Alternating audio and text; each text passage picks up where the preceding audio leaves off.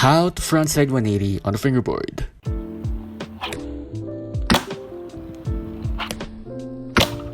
First, let's talk about the finger position. So for frontside 180, you want to place your middle finger at the pocket of the tail, and for your index finger, you want to place it just below the ball. It's hanging off the edge a little bit. And this is the placement for a frontside 180, what it looks like. Now you get a finger position down, the next step is to learn how to pop. Just like for an ollie, you want to pop your tail to the ground, but this time you have to push your middle finger forward because that will help you to pop your tail into an 80 motion.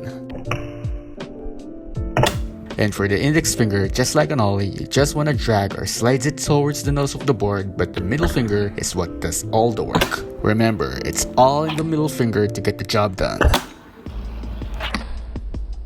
Alright, now comes the fun part, is to learn how to twist. So right after you pop, you want to try to twist or to rotate your wrist into an 80-degree motion. Because when you start to rotate your wrist and forearm in the direction of the spin, this will cause both of your fingers to follow the motion by completing a 180-degree turn, and that's the secret to frontside 180. If you want to add more stylish to your frontside 180, you want to make sure that you're leveling out of the board, land it, and roll away. And always remember the most importantly that I taught you about every trick is just keep practicing over and over again until you ended up getting better at it. And there you have it. Now you know how to do a frontside 180. I hope this trick still helps you. I'll see you in the next video, and remember who taught that to you.